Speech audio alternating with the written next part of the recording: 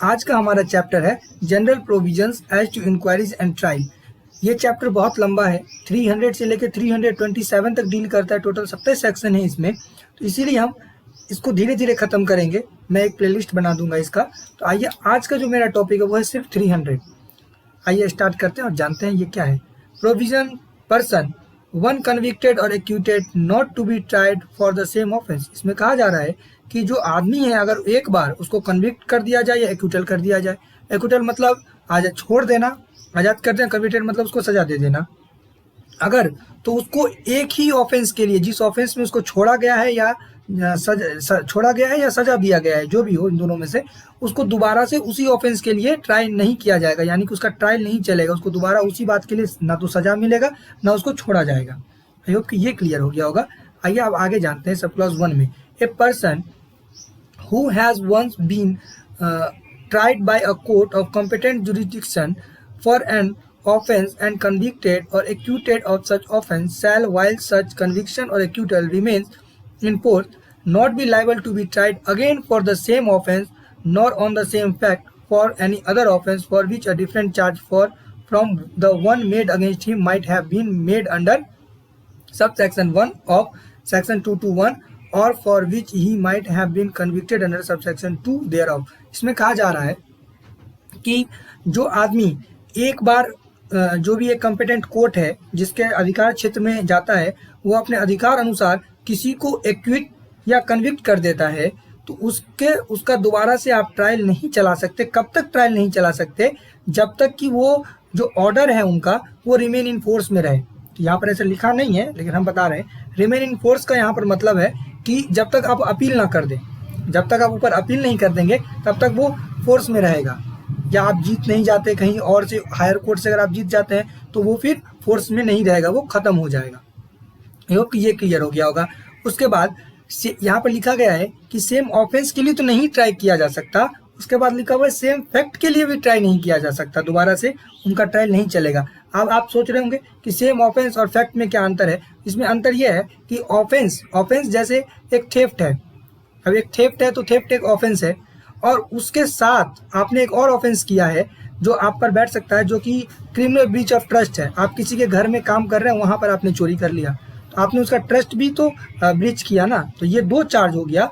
तो इसमें क्या होगा कि अगर उसको थेफ्ट के लिए सजा मिल गया ना, तो आप उसको आप क्रिमिनल ब्रीच ऑफ ट्रस्ट के लिए अलग से ट्रायल नहीं कर सकते, क्योंकि फैक्ट एक ही है, उसने चोरी किया था। हाँ, अगर आपको ट्रायल चलाना था तो आप पहले ही केस कर सकते थे, पहले ही चार्ज लगा सकते थे, लेकिन बाद में आप ऐसा नहीं कर सकते। सेम फैक्ट के साथ उसका दोबारा पर आप चार्ज नहीं लगा सकते, और उसके साथ आप उसको दोबारा से सजा नहीं दे सकते किसी सेम फैक्ट के लिए या सेम ऑफेंस के लिए। आई होप कि ये क्लियर हो गया होगा। अब क्लॉज 2 में जानते हैं। A person acquitted or convicted of any offence may be afterwards tried with the consent of the state government for any distinct offence for which a separate charge might have been made against him at the former trial under subsection 1 or section 220।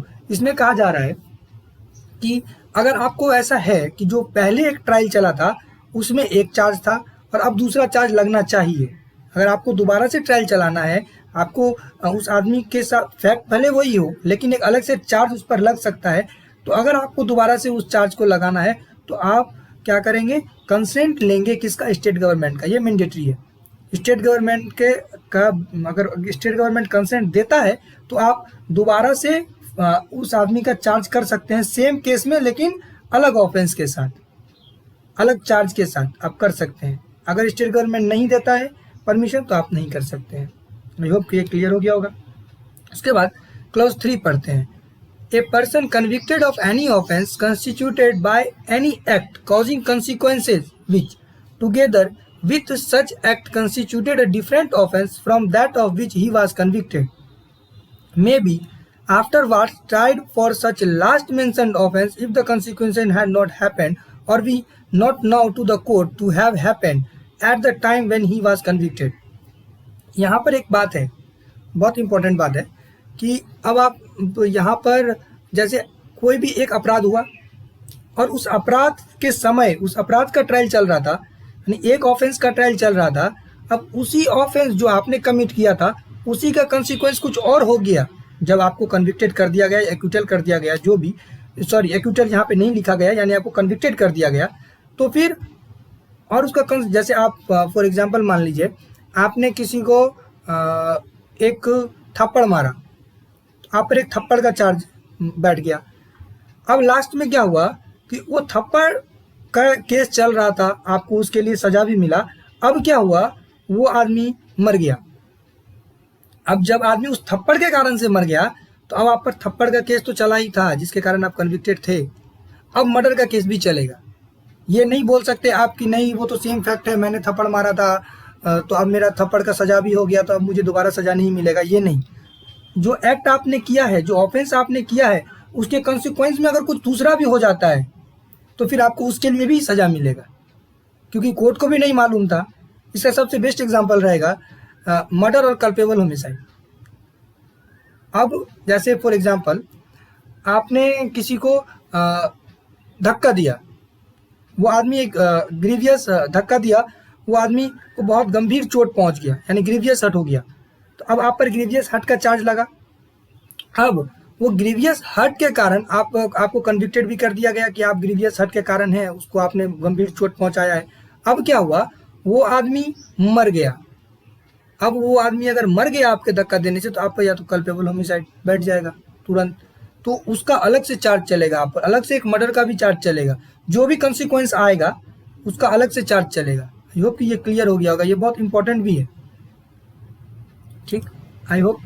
उसके बाद है 4, a person acquitted convicted of any offence constituted by any act में notwithstanding such acquittal or conviction be subsequently charged with and tried for any other offence constituted by the same act which he may have committed if the court by which he was first tried was not competent to try the offence with which he is subsequently charged। इसमें कहा जा रहा है कि जो आदमी एक बार जिसको कन्विक्टेड या एक्विटेड किया गया था और उसने एक दूसरा भी अपराध किया है, मैं जैसे हमने ऊपर पढ़ा था, एक ऑफेंस हुआ, उसी के कंसिक्वेंस कुछ दूसरा ऑफेंस हो गया, उसके कारण से ही वो चलता गया। तो अब जैसे फॉर एग्जांपल एक छोटा सा केस है जो मजिस्ट्रेट सर देख सकते हैं, जैसे फॉर एग्जांपल छेड़छाड़ का मामला है। अगर छेड़छाड़ का मामला है तो फिर एक डिस्ट्रिक्ट कोर्ट आराम से देखेगा कि चलो नॉर्मल मामला है, इसको देखते हैं, लेकिन तभी उस पर एक और चार्ज लगा, तो छेड़छाड़ के मामला में उसको एक सजा मिला, उसको कन्विक्टेड कर दिया गया, और कन्विक्टेड करने के बाद उसमें एक और चार्ज लग सकता था। वो चार्ज लग सकता था अटेम्प्ट टू मर्डर भी लग सकता था, कि छेड़छाड़ करने के दौरान उसको मारने का भी प्रयास किया गया था। तो छेड़छाड़ का मामला तो देख लेंगे लोअर कोर्ट, लेकिन ये जो अलग से मामला था अटेम्प्ट टू मर्डर का, या फिर उसको चोट लग गया उस दौरान, तो ये कोर्ट फिर ये अलग से चार्ज चलेगा कहाँ, एक कॉम्पिटेंट कोर्ट में, क्योंकि ये जो पहला ऑफेंस था, जो हमने फर्स्ट ऑफेंस जो 2 चार्ज लगा एक आदमी पे, फॉर एग्जांपल बता रहे हैं कि 2 चार्ज लगा एक आदमी पे, जिसमें जिस कोर्ट में केस हुआ वो जो कोर्ट है वो एक के लिए कॉम्पिटेंट है पर एक के लिए कॉम्पिटेंट नहीं है। तो इसमें क्या होगा कि एक के लिए तो सजा सुना दिया जाएगा, लेकिन दूसरे के लिए अलग से सेशन कोर्ट में भी उसका ट्रायल चलेगा। हम ये नहीं बोल सकते कि इससे केस तो सेम है, मुझे तो इसका सजा मिल गया, नहीं। अगर जहाँ तक कोर्ट कॉम्पिटेंट है उसका सजा आपको दिया है, और जहाँ वो कॉम्पिटेंट नहीं है वो आगे आप ट्रायल सेशन कोर्ट में भी आपका चलेगा, यानी 2 बार आपका ट्रायल चल सकता है। आई होप कि ये क्लियर हो गया होगा। उसके बाद 5, a person discharge under section 258, याद रखिएगा 258 में डिस्चार्ज किया जाता है, ये शायद समन केस है, समन केस में डिस्चार्ज किया जाता है। Shall not be tried again for the same offence except with the consent of the court by which he was discharge और any other court to which the first mention court is subordinate. इसमें कहा जा रहा है कि अगर कोई court किसी आदमी को डिस्चार्ज कर देता है, सबसे पहली बात एक्विटेड, कन्विक्टेड और डिस्चार्ज, इन तीनों में अंतर है। डिस्चार्ज स्टार्टिंग में ही हो जाता है, यानी उस स्टार्टिंग में एविडेंस देखने के बाद, प्रोसिक्यूशन का एविडेंस और मतलब इसका डिफेंस का एविडेंस देखने के बाद ही डिस्चार्ज या डिस्चार्ज कर दिया जाता है। अगर उससे आगे केस चलता है, उसके बाद मौका आता है जब फाइनल जजमेंट आता है, उसमें होता है एक्विट या कन्विक्टेड। ये ट्रायल का लास्ट स्टेज है।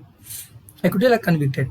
तो यहाँ पर डिस्चार्ज का बात कर रहा है। डिस्चार्ज मतलब ना एक्यूट हुआ ना कन्विक्ट हुआ, उसको डिस्चार्ज कर दिया गया, उसको छोड़ दिया गया, सबूत के अभाव में छोड़ दिया गया, जो भी उसको डिस्चार्ज कर दिया गया।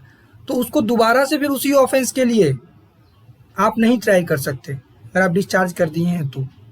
लेकिन अगर आप ऐसा चाहते हैं कि आप ऐसा करना चाहते हैं तो आपको उसी कोर्ट का कंसेंट लेना पड़ेगा जिस कोर्ट ने उसको डिस्चार्ज किया था, या तो फिर दो ऐसा कोर्ट जो उसके सबऑर्डिनेट कोर्ट हो, any other court to which the first mention court is subordinate.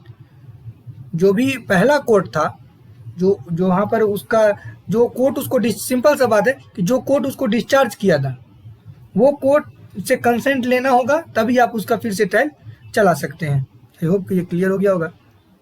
उसके बाद 6, nothing in this section shall effect the provision of section 26 of the general clause act और सेक्शन 128 ऑफ दिस कोड। इसमें कहा जा रहा है कि ये जितना भी हमने ऊपर पढ़ा था, ये जो सेक्शन 26 है जनरल क्लॉज एक्ट 1897 का और सेक्शन 188 ऑफ दिस कोड का, तो ये वहाँ पर लागू नहीं होगा। अब एक बार इसमें है क्या, एक्सप्लेनेशन लिखा हुआ है, द डिसमिसल ऑफ कंप्लेंट और टू डिस्चार्ज और the discharge of the accuse is not an acquittal for the purpose of this section. इसमें कहा जा रहा है कि किसी भी आदमी को, अगर कोई आदमी, फॉर एग्जांपल अगर कोई आदमी कंप्लेन करता है, अगर कोई आदमी कंप्लेन किया है तो उसको ये नहीं देखा जाएगा, अगर उसको डिस्चार्ज कर दिया कंप्लेन के, तो उसको एक्यूटल या फिर कन्विक्शन नहीं माना जाएगा। इस पर्पज से जो हमने ऊपर पढ़ा, उस पर्पज से। कितना बार क्या होता है, कोई कंप्लेन लेके जाता है मजिस्ट्रेट सर के पास, मजिस्ट्रेट सर को नहीं अच्छा लगता है, वो डिसमिस कर देते हैं कि कोई दम नहीं है इसके केस में, तो उसको फिर हम ये नहीं बोल सकते किसी को, अब दोबारा से हमको मतलब चलिए वो हायर कोर्ट में गया कंप्लेन करने के लिए, फिर वहाँ पर हम ये नहीं बोल सकते कि सर देखिए मजिस्ट्रेट सर ने तो हमको डिसमिस कर दिया है, मेरे कंप्लेंट को डिसमिस कर दिया। कंप्लेंट को डिसमिस करने का मतलब ये नहीं है कि आप एक्यूटल हो गए या कन्विक्टेड हो गए, जो भी हो, सॉरी कन्विक्टेड नहीं, एक्यूटल हो गए।